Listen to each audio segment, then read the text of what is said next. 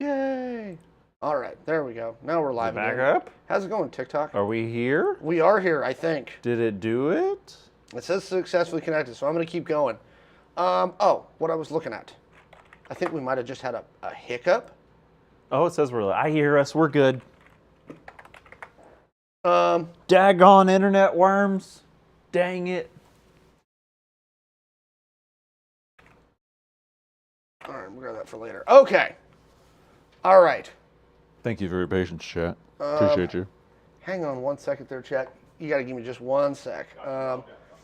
Yeah, I can now confirm that. Barbie's opening weekend domestically beat Fast X's entire domestic run. The whole time that it was in theaters. So you're telling me that cow is dry? Yeah. All right. That's my word. I break every computer. I don't break every computer I sit in. It's fine. Yeah. Barbie's opening weekend did better than Fast X's entire domestic run. International. I actually think, again, looking at the numbers, I think Barbie's going to blow past Fast X. Internationally? Just overall. Yeah, probably. Um, Probably so.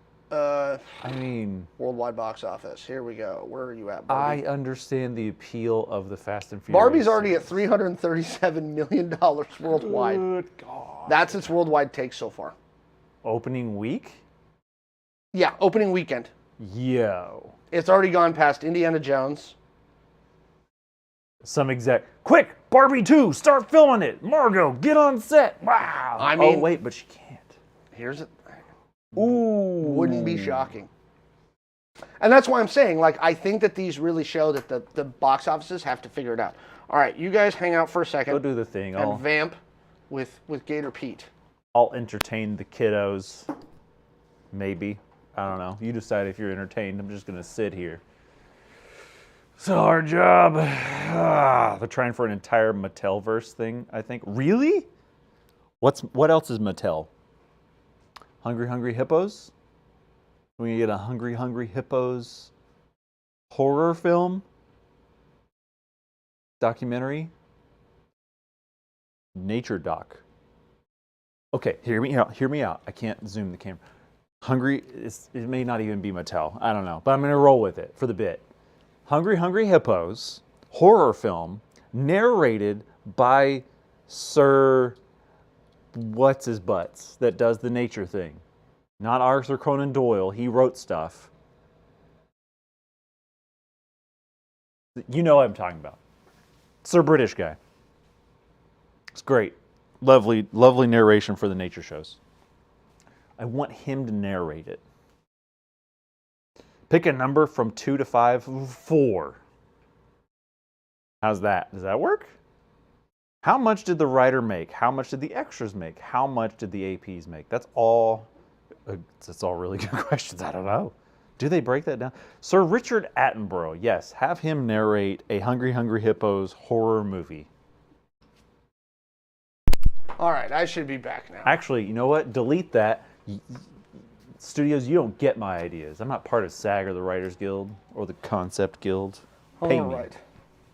All right. So I'm back. Sorry about that, folks. Gluttony. Weird, stupid things. Call it gluttony.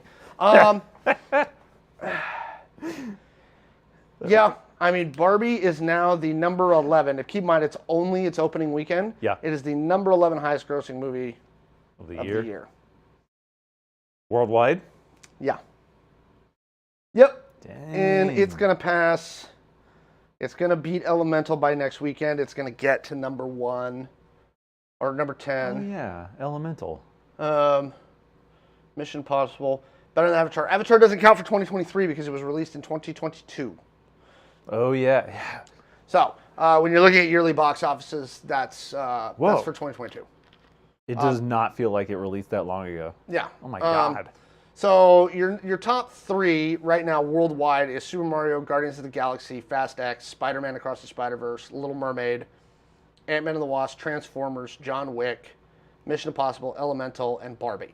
Keep in mind, Barbie hit the number 11 spot worldwide in 1 weekend. Yeah. I am certain it is going to get past when you look at what Ant-Man and the Wasp did, like, worldwide, like, it's going to blow past Ant-Man and the Wasp easy. It's going to get to the number 5 spot.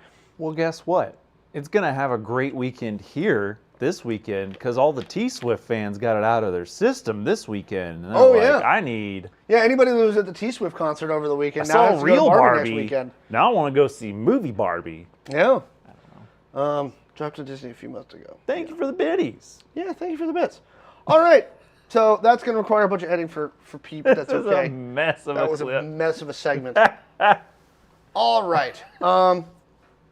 I still think it's really interesting. I think that these studios need to do more original stuff. That's really the big thingy. I agree. Ishnatal, what was the number for? You said people would hate it.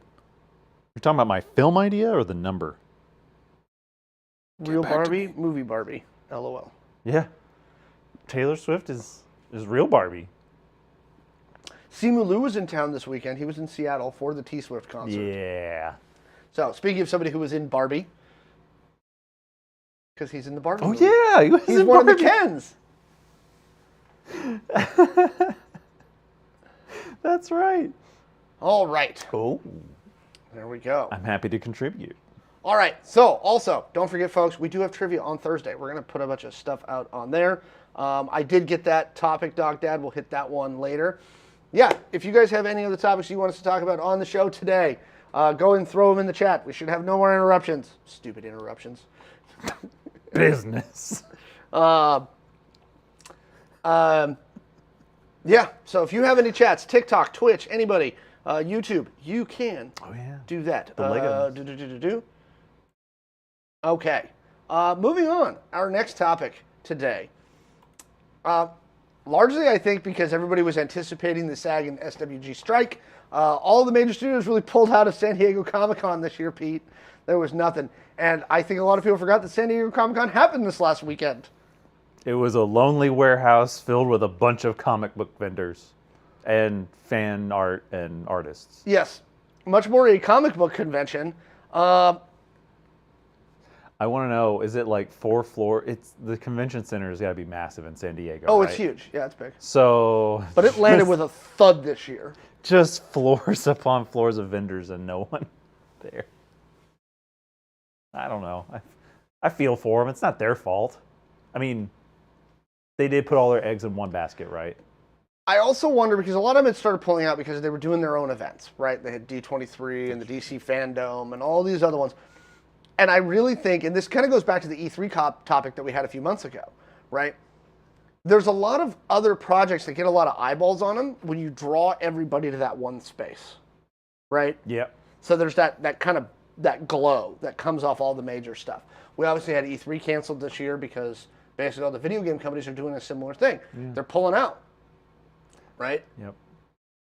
How do you think that this, I mean, is this the future of San Diego Comic-Con? Is it going to go back to being a comic book convention? No. Or do you think the studios come back next year? I think they cut them a good deal and get them to come back. Because how long has San Diego Comic-Con been basically movie-con? Basically since 2008, about 15 years. Yeah, it's too long to go back now. I mean, they're going to have to scale down operations. They're going to have to pick a different building. Mm-hmm. Every city has a Comic-Con. Every major city. Including us. Louisville has a Comic-Con. Yeah.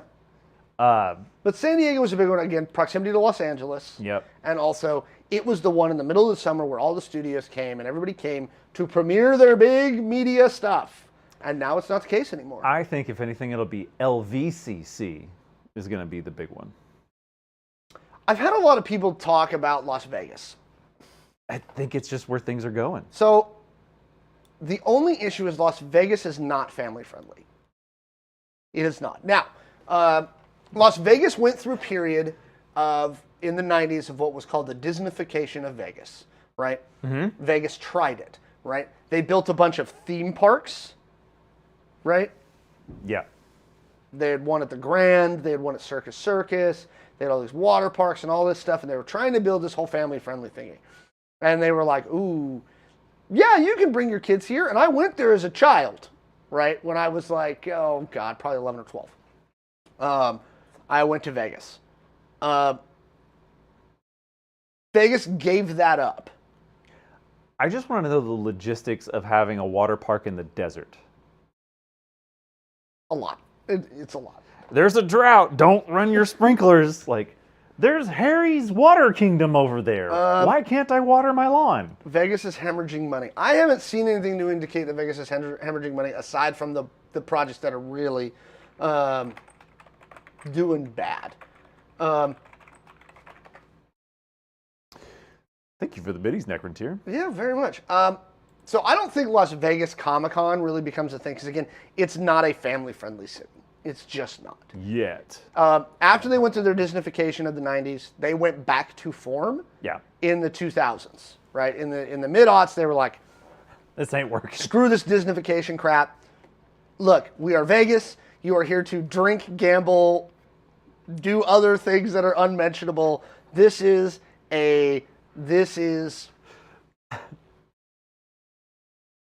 what it is. I want to do a city ordinance, but changing tables in all these bathrooms. Well, never mind. Given the recent John Mulaney stand-up.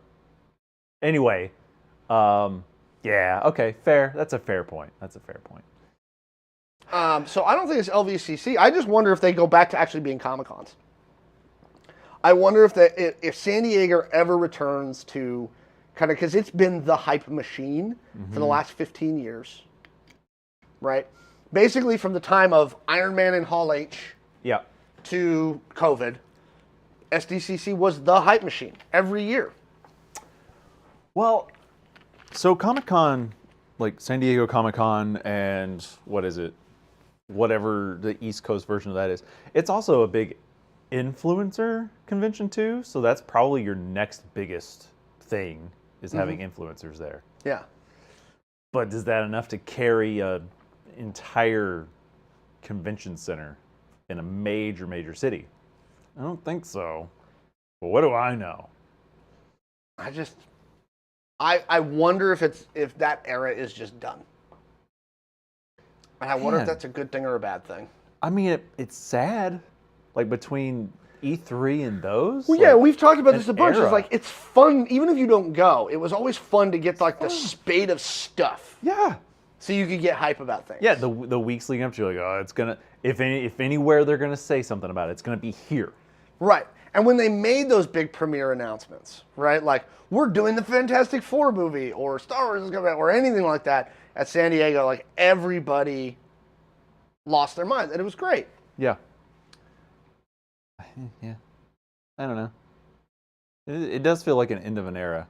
Like, well, it sort of feels like with COVID and that whole lockdown, and then us trying to adjust back to normal life afterwards.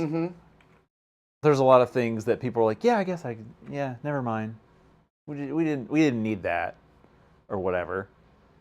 And it just feels like COVID was a very abrupt and sort of natural ending to a lot of things. Bummer. I want them to keep doing it. Not COVID. Don't keep COVID going. The conventions. Thank you. Yes. That'll actually kind of bring us into, I'm going to use one of these chat topics. Yeah. Do we think that PAX is going to hit the numbers because a lot of other game companies are doing their own events? What do you mean by the numbers? Like previous years? I don't or think like so. Just what they want? Let's find out if... Okay, they have to know that they're not going to do what they did in previous years. They have to know. I think they'll be satisfied, but I don't think it's going to be what it was. So here's the thing. All of the badges are still available. Hey, if you just want to go to PAX, for the first time in history, you can just waltz right into PAX without much planning. Yep. And as long... so you had to order before July 16th to get it in the mail and skip Will Call. Now you can still get it and just go to Will Call. But they still have 4-day passes. Do you remember the days when you had to like have alerts set up for PAX and everything else so you could just get tickets? Yeah, I used to talk to Mallow, and I know I've mentioned this on stream before. the year that I came here for PAX, like decided, I was in the middle of a stream when Mallow texted me like, "Hey, tickets are up, like the site is up." And I was in the middle of a game, and we sat there on the loading screen for the page, and I was like, "Sorry, chat, we're gonna wait in line and talk." And it was 45 minutes. And they're like, "No, I understand." Of course, some Europeans were like, "What's the big deal?" I'm like, "Well, it's a big deal." Yes, no, it's crazy. The difference that 4-5 years makes is nuts. Okay, it looks like we're starting to get, actually, so somebody's asking whether what we have for the expo hall. Let's see if we got anybody good. Atari. Oh, is it actually up? Yep, Bandai Namco. Yeah, that's gonna happen. I'm looking for any big ones. We got a lot of small. Yep. A lot of small players here.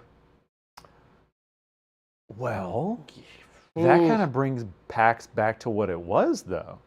PAX kind of was known for a while as the indie video game convention. Yes. Oh, Nintendo's coming. They're down the road. That'd be dumb not to. They didn't last year. Well. Nintendo's coming this year. That's going to be a good get for them because they needed Nintendo to come back. Yeah. They will give them extra booth space, I suspect. It'll be yeah, they'll have a big one. They always have a line that goes into the aisleway. Oh yeah, Nintendo's back this year. I'm looking to see if anybody big's coming besides Nintendo that's been announced. What AAA games coming out? They usually do like Destiny 2. Sony's not on the list. Here's the question. Yeah. Xbox is not on the list. Is Warframe and Digital Extremes on that list? Because I'll use that as a barometer. Digital Extremes? Yep. Because if they're not there, that's a problem. Yo. Devolver Digital, Whitehorn Digital. I'm looking for Digital. Devolver's there? Good. Yeah. It doesn't look good. If Digital Extremes isn't there, that's... they really like PAX. From what I've gathered in the past. Holy crap. They come with like the full like Warframe setup and like the statue, and they have like a scavenger hunt and stuff. Wow. Yeah. That's not good. Welp. Yeah. And I'm looking at the guest list, and it's not great. Here's the thing. It'll be fun. And if you've always wanted to go to PAX... This is the year to try. This is the year to try. If you're like, what's the big deal?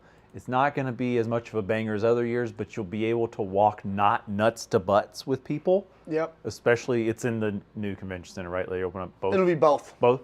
Now is your chance to be able to walk around without rubbing shoulders constantly. So, yeah, but also sad. Yeah. Dang. Well, you can still get PAX tickets if you want them. That's good, and they're not expensive for con tickets. I wonder how much of this, because a lot of it has to do with. This is a weird one. What? New Belgium Brewing Company. They have a beer booth there? At PAX, apparently. Yo. Okay. Get beer and walk around? I don't think you can probably walk around. Oh, Sega's coming to PAX. Yeah, they always have a big booth. That's good. Yeah, this is going to be an interesting year. I have tickets already, so I'll report back once we figure it out. That doesn't sound like a bad year. That sounds like a not PAX Prime year. That sounds like almost like what PAX South was, which was fun. Mm-hmm. That was my favorite. Yeah, it's going to be interesting to see what PAX is like this year. Nice. Well, they always have beer. It's really going to be interesting. Good luck, guys. I hope it goes well. Me too. Sincerely. All right. With that down. Where are they holding PAX this year? In Seattle. It's at both convention centers. All right. It's time for us to start taking your questions. If you are in TikTok or YouTube or Twitch chat, all that stuff. No, I did not see Bethesda on that list. Ooh. But Starfield, I think, comes out before. Yes. September 6th. So it's going to come out literally in the middle of PAX. Yeah. Oh, no, right after.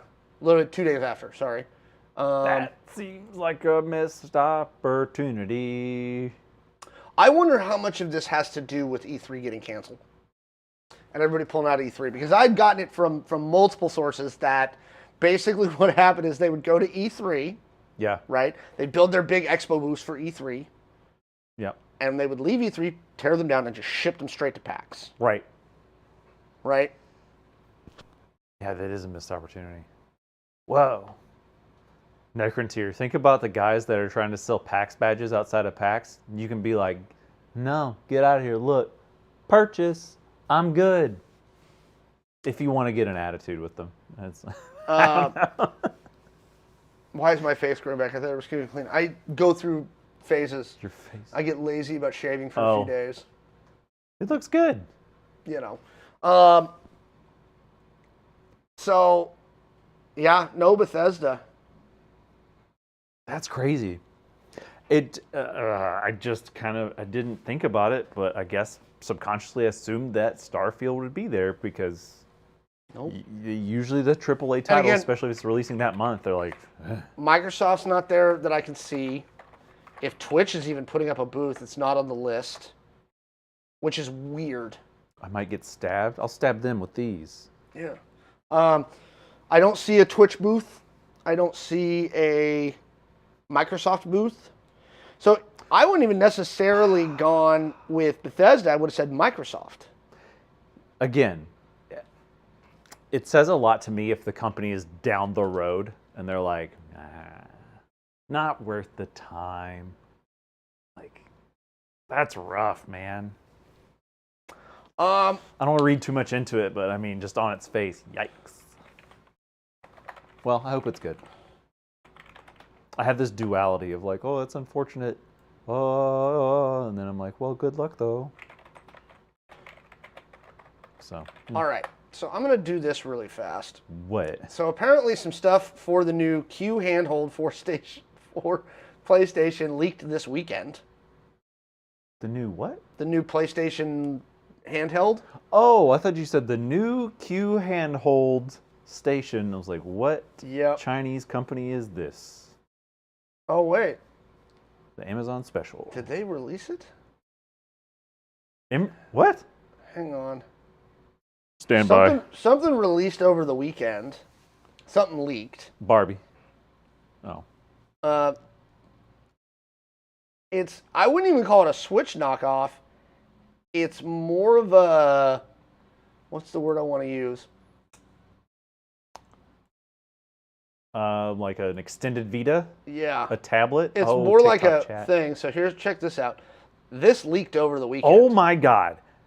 I thought that rendering was a joke and made the joke, who made all these kids saw these PlayStation controllers in half? Nope. That's fake. No, it's not. Hasn't been denied yet. Is it? Okay, what's it in? Hold on. It's apparently an Android operating system. Yeah. I'm trying to see what language this is in. Chinese.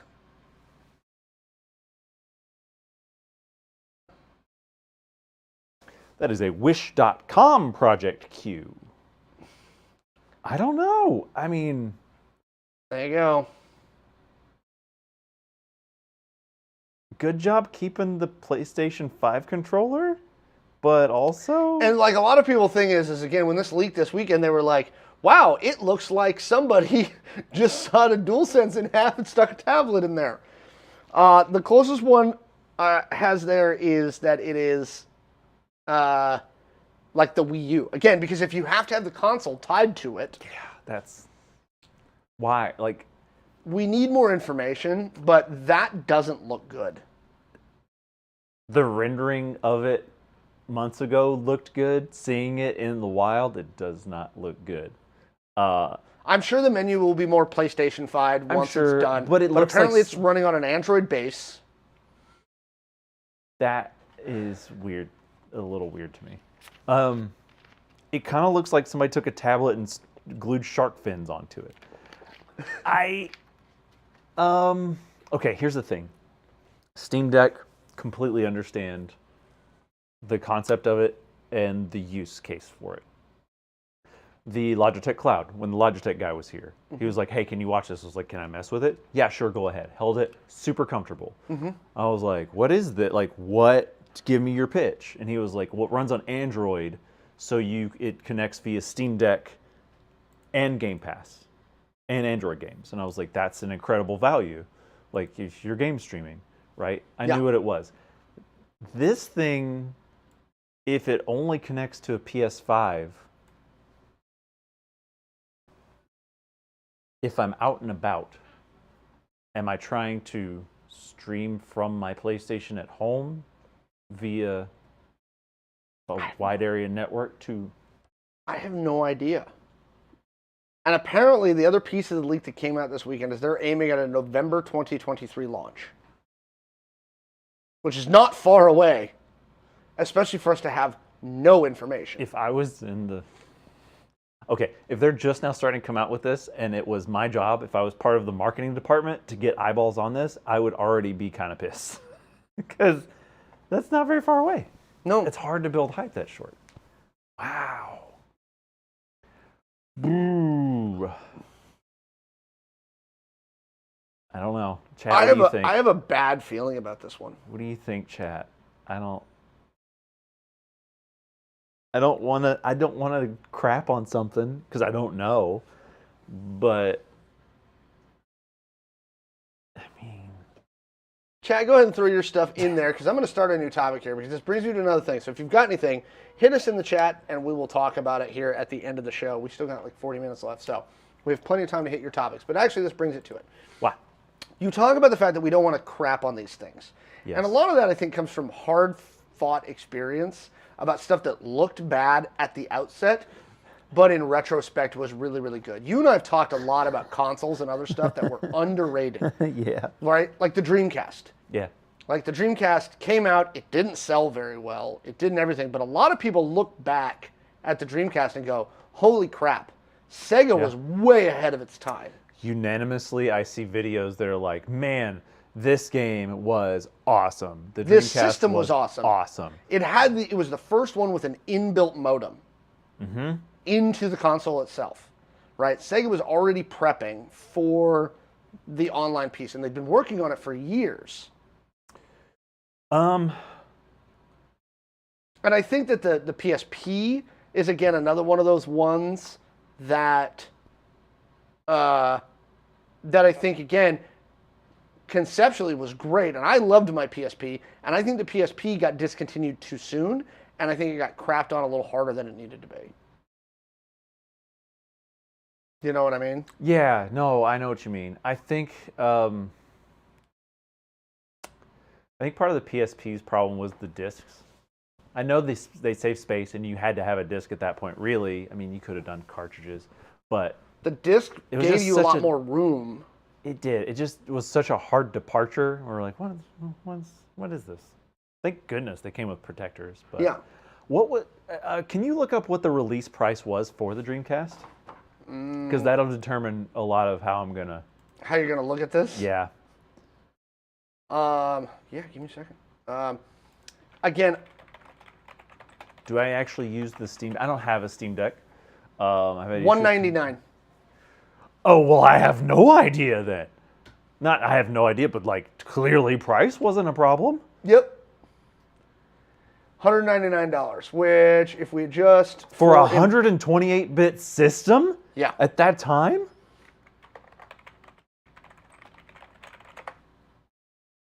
Did Sega like pee in everyone's cereal like collectively a few years before that or something? No. I have no idea why. Whoa. So if you were to adjust that for inflation right now, that would be $361. Yeah. Well, the Super Nintendo, I believe, was $200 when it came out in like the early 90s.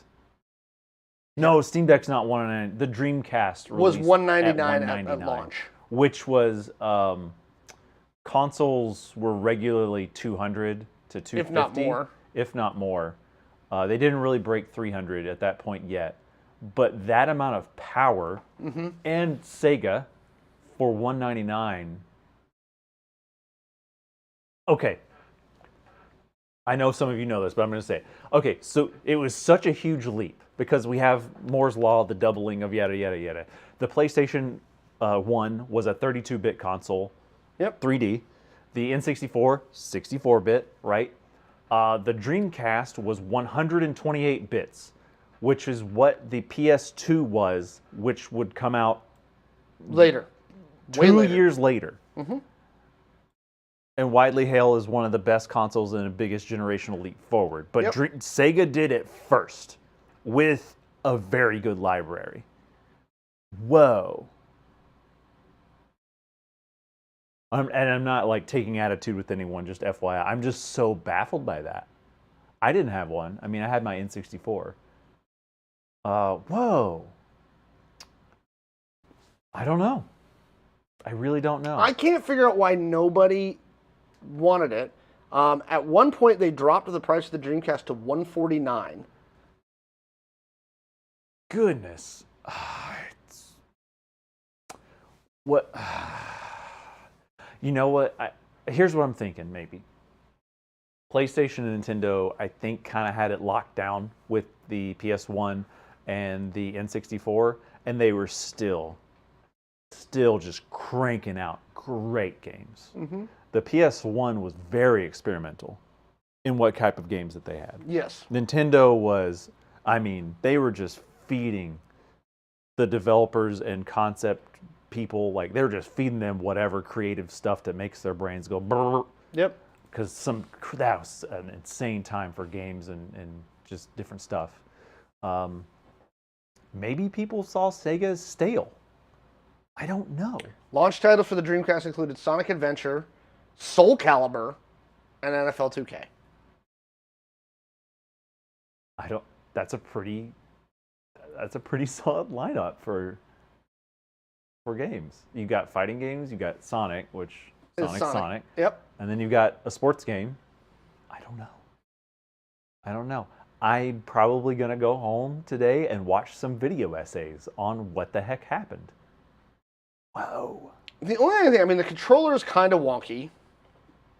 It is. I'll grant them the controller design is not. Yeah, I did think that phenomenal. As a kid. I was like, oh, that's weird. It also had Ready to Rumble, which was an incredible game. Yeah, I mean, they had a lot of good stuff on this system. They had Shenmue, which I don't like Shenmue, but I do love Yakuza, which was inspired by Shenmue. So I have to give credit to Shenmue. Yes. Power Stone. Yes, Power Stone was the one the other day. I think it was on I remember Linus Tech playing Tips. Crazy Taxi a bunch on Crazy Dreamcast. Taxi was fun. Crazy Taxi, I remember playing in the arcade, and then somebody was like, I have Crazy Taxi on my Dreamcast. I'm like, what? You can play Crazy Taxi at home? Those nuts. Yeah, I mean, I don't know. So this is why, like, going kind of back to how we got into this topic in the first place. We got to be careful about crapping on the concept before it comes out. Yeah. And even after it comes out. You know what I mean? Yeah. Because if the Dreamcast has taught us nothing, it's that we as consumers may not have the best eyeball on what's really, really worth the value. And your value also changes depending on like your lifestyle and where you're at. Like the Vita, when it came out, over here we were like, that's expensive and why? But in Japan, they're like, what are you talking about? This is awesome. Again, I will defend the PSP to the day that I die. That was a great idea. Right? I loved my PSP. I even liked the fact that you could buy movies on it.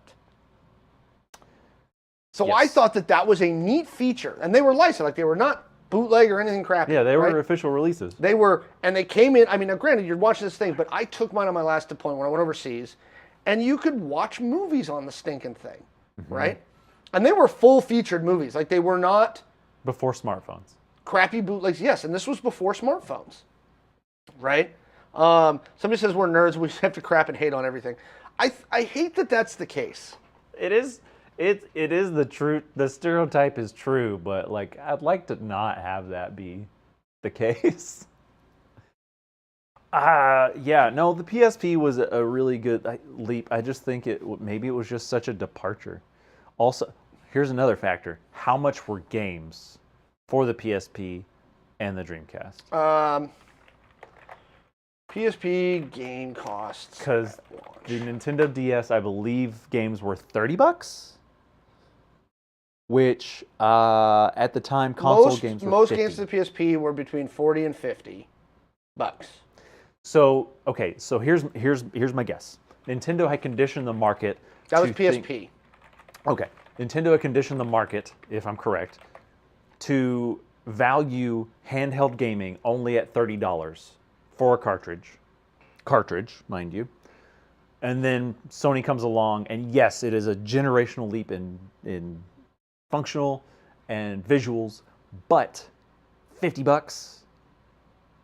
We didn't religiously carry these around as much as we do now. No. So it was like the idea of hauling around a piece of electronics is like, we weren't there yet. Games for Dreamcast were $60. But here's the thing, for a AAA title, that's what I expect, even back then. Yeah, okay, I remember being, God, I'm old. I was a kid, frustrated that games went from $40 to $50. And then when they went from 50 to 60, I was like, it's over. I can never buy a game again. I have to scrape all this money together. And I can't buy a game anymore. If they kicked off the $60 price tag, that might have been a pretty significant factor. Yeah. Am I jumping around too much? No, I think we got to be careful. I think we got to be careful when worrying about PlayStation's new thing. I hope it looks better than what it looks like in the leaks. I really do. Because it looks kind of goofy. It does look a little goofy. A lot of people are saying, look, a lot of this is going to come down to price. We saw that with that new Apple thingy too, right? That thing's ridiculous. Ridiculous, right? It looks beautiful, and that headband looks super comfortable, and it looks like it's a very typical Apple product and over-engineered to death. It is not worth what they're asking for it. No. If PlayStation comes out with this remote handheld thingy, and you have to have a PS5 to make it work, and it only lets you do it in your house, and it's $400, yeah, they're screwed. Here, okay, I don't know about you. Mm-hmm. My personal sticking point with it is if it has to be attached to a PS5, which I don't have. That's the biggest point for me. Everything else I can kind of, What about you? See, I'm with you on this because I think a handheld console should be truly handheld, right? Not the tethered. Switch is not tethered to anything. I can take my Switch anywhere and I can just change out my little taste bad cartridges and play a new game. Yeah. Right? Taste bad cartridges. The PSP, another great example, right? It was not tethered to anything. Going back to when we were talking about PAX earlier, some of my biggest memories of PAX is watching people in line with the 3DSs. Yeah. The 3DS was the official handheld console of PAX, right? You would see so many people on their 3DSs just while they're waiting in lines for different panels, different stuff. If you're in line, you're either playing a DS or you're taking a nap. Yep. Yep. And so I think that if PlayStation does not make a truly go anywhere handheld, then it's pointless. Switch spots. We're not going to switch spots today. I know it's freaking you guys out, but we're not doing it. I love you all. I knew when you're like, we're switching spots today. I was like, somebody's going to redeem it. Yeah. Huh. I will say this, for whatever they're doing for that handheld, I'm excited to have an actual controller, not something this thin that makes my hands start to cramp up after 30 minutes. So... what is the demographic for this device? I honestly don't know. And again, I think we don't know enough about the console yet to say, because again, is it a go anywhere device? Because let's posit this. If the system is $299 and it's a true like cloud save run thingy that you can use, right? So let's pretend I could be playing Yakuza on my PS5 at home. Yeah. Right? As you should. And then I can hit the save button, turn off my PS5, and I'm going to go jump on the light rail. And I can take my little PS handheld device and immediately sit down, right? And I can just keep playing Yakuza from where I left off. Yeah. That is a feature that for $299, you'll pay. I'd pay. And I think there's room for it. here is... So that's where it gets really interesting. Okay. Go. 2 thoughts. Is the controller removable from the device? It doesn't look like it. No. I have a tablet. It's an 11-inch tablet, which is a little big, but I have it like a flip book, whatever, and I can carry it around like a book. Imagining that tablet now with 2 chunky shark fins sticking out of it. What do I store that in? And I could be getting back here? No. frustrated over nothing. Maybe it is removable. It looked like it had a back plate. It looked like it had a back plate to it, so I'm going to go with probably not. So cool. Yeah, we'll see. So if it's removable, fine, whatever. That's play Yakuza on TV, go to bathroom to poop, still play Yakuza. Yes. Spend an hour there, legs fall asleep, go back to TV Yakuza. That is how you play Yakuza, if you can. Play Yakuza as much as you can. All right. Well, one more question I had is, Go. How can they, if it's running on Android, why not just, and it streams to your PS5, why not just Android app for the tablet and phone you already have? I think, to me, the reason you wouldn't do that is because of the hardware differences. And this is, again, my biggest issue with Android, right? Android is the PC of the smartphone market. There is a lot of Android. Oh, thank you, Daniel. Daniel! We appreciate that. There is a lot of Android phones out there that hardware-wise are garbo, right? Same thing with Android. And Android tablets, in my opinion, are worse. I can go buy an Android tablet right now for freaking $99. Well, but is it going to have the capability of running that? And what's going to screw Sony more is if they just put out an app and be like, here's your Cloud Play app for Android, and yeah. And half the people out there with Android tablets don't have the hardware in there to support it. Well, because how many different companies make Android tablets? A lot. But if it's like game streaming, because if it has to be tethered to the PS5, then it's just streaming it. It's just streaming video. Yeah, we're getting into some weeds here. Yeah. Thank you, Necrontier. We appreciate that. What the heck, guys? Thank you. Thank you very much. I think it's interesting. I think I'm going to watch this one really, really closely. I want this to be successful. Give me more handheld things. Give me more handheld things. Because, I mean, not just because of ADHD, but because of the way that I work and actively just do stuff. Having it here is way better, way more convenient for me than plopping down in front of a TV, which I rarely do. So, yeah, I don't know. Good luck, Sony. Please, just give it some thought. Good. And please make it good. I'm please rooting for you. Make this good. Despite what it sounds like, I'm rooting for you. Yeah, no, for sure. Gosh, thank you, Necrontier. Thank you, Daniel. Thank you, everybody who's subscribing right now, I think. Sweet. What the heck? Oh, no, here we go. Yep, okay, gives it to you. There we go. We appreciate all the gifted subs, you guys. Yeah, That's thank wonderful. you very much. All right. I'm going to take this last topic, and I'm going to start it in one place, and I'm going to go somewhere a little salty with it. And maybe later this week, I'll be able to explain why. I was checking our YouTube chat. It didn't refresh. Oh, yeah. Somebody redeemed a topic. In YouTube, or? Yeah, Kelsey wanted to know about the Ubisoft canceling accounts thing.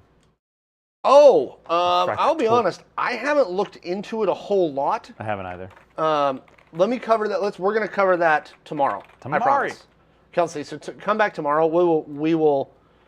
I saw some stuff on it, but I have not had a chance to dig into it. Sorry, YouTube. The internet went out and YouTube didn't refresh our chat. Apologize. Silly YouTube.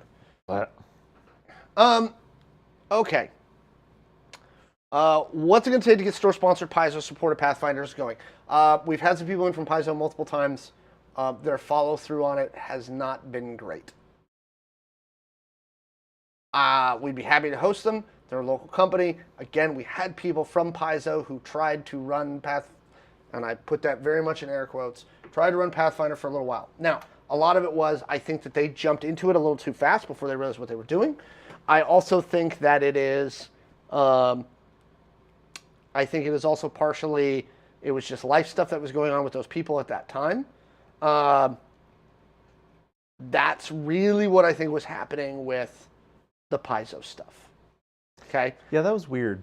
Again, Not to be Paizo, mean. I would be happy to have you in the store. We'd be happy to run Pathfinder Society stuff here. And they have an organized play system. They've had it for years. It's a thing that they do. Here's the other side of this. And I was having a conversation with a up and coming game designer last night about kind of the market here in the tabletop RPG space. Okay, what it's going to take is a complete upending of the market at every level. Okay, I'm going to be like dead serious honest with all of you now. As far as from a revenue and a profitability standpoint for game stores and what's going on with the tabletop RPG market right now, there's no incentive for anybody to do it.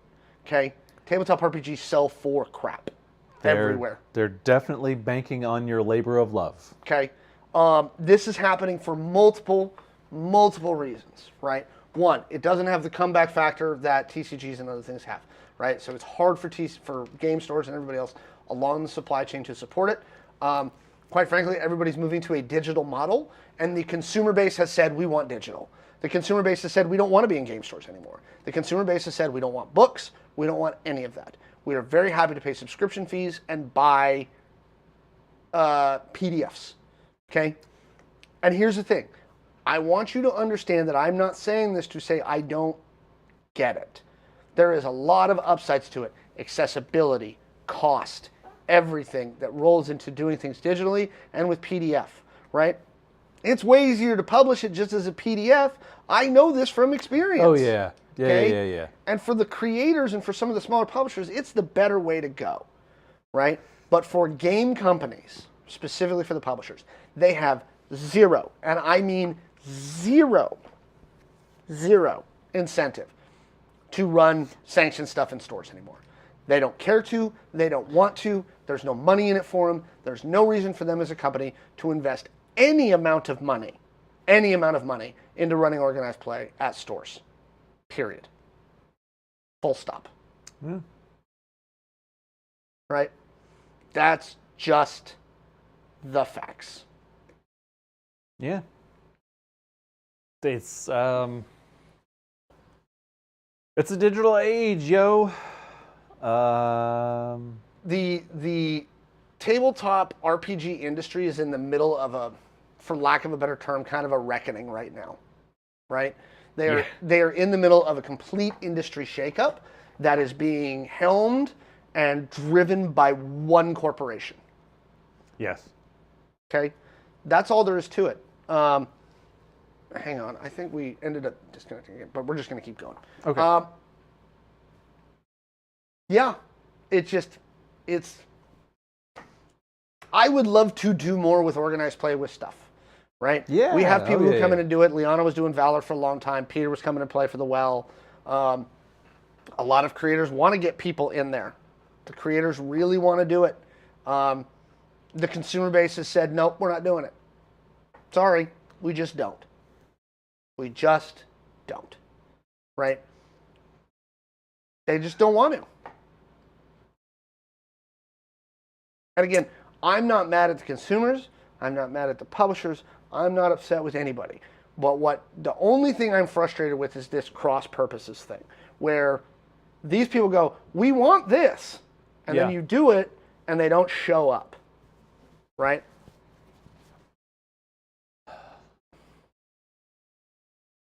Trying to think of. But I have some thoughts, but I don't want to. To answer related to this, we're going to see the disappearance of sitting around the table to play. I think it's going to divide into two very different scenes. If you're asking for my prediction, I think you're going to see two very different hobbies emerge out of this, right? One that is more like the tabletop RPGs of old, and that is going to be a very specific, very niche hobby of people who just like doing it that way. They want physical dice, they want physical books, and there's this stuff. I think you're going to start running into a slight generational divide as well. Like, I'm on that line of like, I can play via Discord. I think it's much more boring than being at a table. Me too. I have a hard time focusing. Yeah. But I grew up playing around a table. Combine that with, okay, how do I? Combine that with COVID and people being in their house, right? They're conditioned to be in their house and be comfortable. Yep. And also, a lot of tools that came out of that that were refined and really rebuilt during COVID and built in a way where it's easy. Yep. And I also, this is me, I guess this is me projecting a little bit my feelings on it, but I'm gonna, there's the big corporation that's doing it, right? But I'm also gonna blame a lot of other corporations because, and I know that it's not just me. There are other people and younger people. A lot of people feel like if they leave their house to go do something somewhere, there's a constant push for like, have you ever gone to the optometrist to buy glasses? Sure. Going to your appointment to get the thing done is not a problem. Walking past all the salespeople to get there is like walking through shark-infested water. Can be. A lot of the time when you leave your house, it just feels like you're constantly swimming through a bunch of sharks with a bunch of companies like, hey, pay for this, buy this, buy this. You want to park your car somewhere? Pay for that. Oh, but you have to download an app in order to pay for the parking for your car. And guess what? If your phone's dead, too fucking bad, you're going to get towed or you got to park somewhere else. And that's just one example. And a lot of people are like, fucking, I'll just play on Discord. So, like, that one company, yeah, but there's also a lot of other companies, and we've talked about this part of like people just not having boundaries being eroded the last 20 years, and a constant handout, pay me, like why, what for what? Well, this thing. Shit. So I think there's an intersection there between that happening more and more, and then COVID happening. People just being like, I'm just gonna stay in my house, which sucks. Not that way here. You can come plop down and play here. Yeah. And there, again, I don't think it, somebody brought it up in the chat. It's a matter of, we don't think it's going to go away, but it's going to decrease. And that's really where I think it's going to go. I think 8-10 more years, I would say the number of people playing around a table is going to decrease. That'll boomerang though.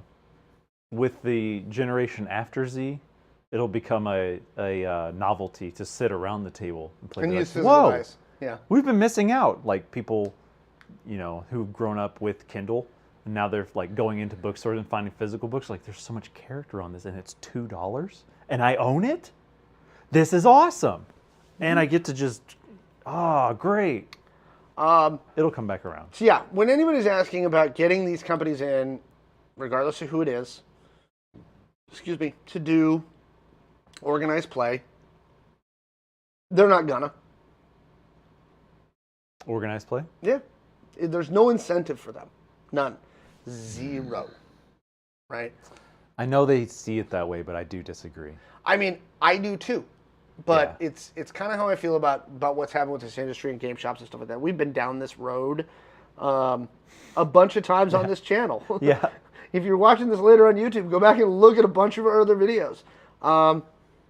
You know, again, to me, the frustrating part is when people ask me, why is this happening? Because we let it. Yeah. Okay? And again, there is an argument to be made, and I've heard this argument many times, especially, let's keep this on tabletop roleplay. Yeah. Accessibility. Game stores. When you grow up in a rural area, or you are from the middle of nowhere, Yes. or you don't have game shops near you, Yes. right? Having these tools is great, and it's Yes. phenomenal, and it's the only way you can play, and I love that, right? And I think that's great for those people. But the problem is that it's not just them using it, right?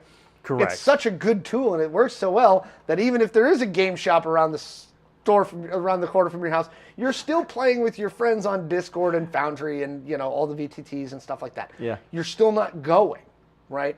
Because these tools have been developed. And again, there's an argument to be made for accessibility. There's an argument to be made for people who have disabilities or social anxiety or because of COVID and because of compromised immune system, there's a lot of arguments to be made. Yes. Oh, absolutely. Okay? Yes, yes. But and again, this is not, we need to stop thinking of the word consequence as a bad thing. Consequences are not a bad thing. It is just the natural extension of X, right? Yeah, the definition is a result of something. The definition is it is as a result of something. I've told this story a bunch of times. Middle of last year, the head of Alexandria RPG, he comes up to me, he goes, Alex, why don't game stores support tabletop RPGs anymore? And I said, because tabletop RPGs do not support game stores. Full on stop. Even when we were at the stage with tabletop RPGs where I had between 25 and 40 people here per session, twice a week, we still didn't sell any books. Yeah, it was mostly dice. And here's the thing, there's only some, like, you'll get them, but dice A are not a high value item, and B, there's only so many dice you're going to buy, right? Everyone's like, I shouldn't buy more dice. These are cool. That's the last one. Yep. And again, the thing is that even when we had all those bloody people here, they still didn't buy books. They just don't, right? And I would talk to them, and I would say, how many of y'all are buying this stuff? And the ones that were buying it, they're buying it on D&D Beyond. Yeah. Or they're buying the PDF version from DriveThru. And again, I as a publisher, I don't blame you. It's cheaper. It's more accessible. You've got Control F in a PDF. Yeah. There's so much to it. Kelsey brings up a good point. And then they sit until they're obsolete. The books. Yeah. Yeah. Yeah. And so when people ask me this question, I literally go, it's because the nature of the marketplace and what both the consumers, and this is also easier for the publishers. Look, man, if these guys didn't have to worry about logistics of shipping printed books from China, well, I get it, misprints and bad binding and not being able to QA/QC it and all these other issues and sending to distribution. And here's the thing, the publishers don't make squat when it goes into distribution. They're making $5-6 a book on a $60 book. Yeah. Right? Monetizing TTRPGs players is very difficult. Yeah, and that's why a subscription makes sense. And this is literally why the lady, the CEO of Wizards said that last year, and everybody lost their minds. Our players are under-monetized. And what did I say at the time? She's right. She's 1,000% right. Yeah. Right? Okay? But the method of monetization has nothing, and I mean absolutely nothing, to do with game stores. Yeah. And so they're not going to support organized play here. Again, I've told this story. My first conversation with the Wizards. We did our WPNs thingy. We became a WPN store. Here's all the support you're going to get for Magic. And I literally am on the phone with a guy from Wizards of the Coast, and I said, what kind of support is there for Dungeons & Dragons? There's not. Yeah, that was disappointing. There's not. Yeah. There's just not. Not to mention product being stuck at the docks for weeks. Oh, yeah. Yeah, that's definitely a problem. Yeah. That happens. I feel like I felt it with a lot of stuff, but this specific thing makes me feel kindred to my dad. Like when I would see him freak out about stuff, and he's like, things are moving, and he's just clawing like, I wish things weren't changing like that. I wish. This is my moment of like, wow. I feel like the old man that's like trying to hang on. I don't, and here's why I don't. And this is, again, the frustrating thing, because I heard this come out of the Creator Summit. They were like, we don't know how to do that kind of support. Right? And I went, you are absolutely full of crap. Absolutely full of crap.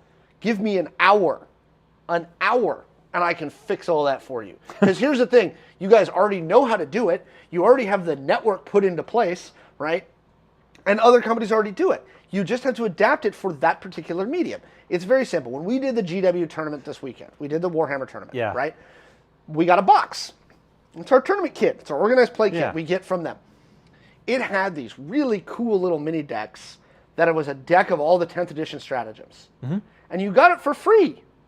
Oh, that's cool. For entering the tournament. Here you go. Here's your deck of stratagems. Right? And to a person, everybody's like, these are really cool. They're really handy. It's a reference deck of all the core stratagems for 10th edition. Right? Magic does it all the time. Promo cards, specialized promo stuff, things like that. Yeah. Right? You do literally the same thing with dice. You do the same thing with dice. You do it with spell cards, right? Yeah. Specialized class reference cards, specialized spell cards, right? Collector's items that they can only get by going to paid events at game stores. I mean, I guarantee you they show up. They do that at Gen Con. People go to Gen Con. Uh-huh. Okay. How can TTRPGs be competitive? Define competitive. The problem is this. There is literally no industry data. None. Okay? There's a couple of people who've done some really good articles on this. There is no reliable industry data, and believe me when I tell you, none, where I can go to a bank or to an investor group and go give me money to build a company, right? There's just, it doesn't exist. It's a weird space too because, okay. You'd have to burn $20 million to be competitive in the market. The books are, D&D, basically the books and everything, those are a tool for your creativity, for storytelling. Mm-hmm. It's also kind of like paint companies thinking like, well, how do we sell more paints and brushes? I don't know. The answer is probably not to make shittier brushes. Mm-hmm. I don't know. Like it's just it's intersecting creativity and gaming. Like it's such a niche space, I guess. It's weird. Yeah, somebody in the chat, George said in the chat, we can make incentives if we make TTRPGs competitive. There's no way to do it. And if there is a way to do it, I would love to hear it. Remember when events like PAX had exclusive swag? Wizards could have an event where people could get exclusive stuff like spell cards, dice, etc. at their LGS. Oh, you mean the thing they already do for Magic? I'm saying literally, copy paste. You have to copy paste it. Here's the thing. It's not that they don't know how. That's the excuse. Some module where everyone around the world could come together and fight the end boss? It's an excuse, right? Yeah. It's not that they don't know how to do it. Wizards already does it. GW does it. Asmodee does it. We did the same thing with the X-Wing tournament this weekend. Every person that entered gets cool promotional stuff that's actually usable for their gaming experience. Wizards hired Kelsey. They figured it out. Okay. They got it. They figured it out. Call them. They know how to do it. They don't want to. There's no incentive. Because here's the way that they're looking at it. And again, Wizards, Asmodee, there's probably a couple other companies that actually have any real industry information. My guess is their data shows that it doesn't actually increase sales. That's it. That's it. That would be my guess. Or it's too hard to trace the ROI. Sorry. That's where we're at. The Eye of Terror campaign? Anyway, y'all can come argue with me about this at the store. If you want to argue with me about this again, I've been in this space now for Pete and I, because somebody asked me at the store, he's one of our regular TTRPG players, and he was here last night, and he was asking me about kind of the history, how did Identico come to be?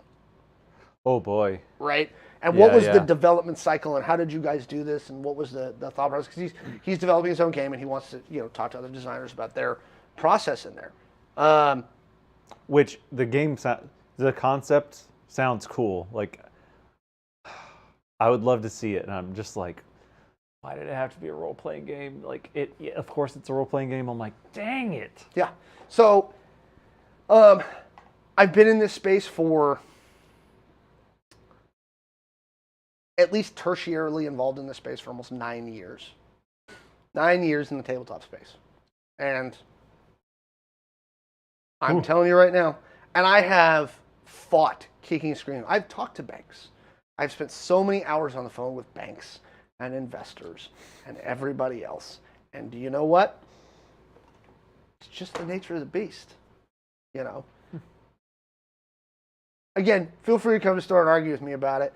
If you're a publisher, come talk to me, right? I'd be happy to hear it. Again, I have all the thanks in the world for people like Peter from The Well, Liana from Valor, and everybody who's come into my store with their indie game to run sessions. And I love you to death, and that's the kind of thing you got to do. I did it before we opened our store. I used to run Identical games at Zulu's. Do you know why I did it? Because Zulu's bought books from me, right? They were one of the first game shops to pick up Identico books, and they did it after a quick pitch from Mallow and an agreement that we would come run games for them. And I was happy to do it. And I did it for weeks, leading all the way up to COVID, literally. Yeah, they were bros. Right? Yeah. So, again, I'd love to do it, and I appreciate all the people who've done that. I wish the system was different. I've been railing against it and fighting it for years. I've been trying to fight it with this store. Literally, every initiative we've tried to do. And I'll be honest, none of it's worked. It's tough. None of it. Ooh. All right. We got something else from the chat before we... Oh, Kelsey says maybe indie TTRPG need a Netflix documentary like Drive to Survive to get off the ground. Seems like there's a lot of stories to be told. Nope. I don't think it's that level, but I think it would be a bump.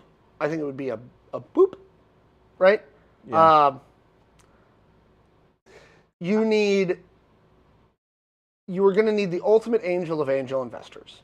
What you need somebody who loves tabletop RPGs, wants this market to change, and is willing to invest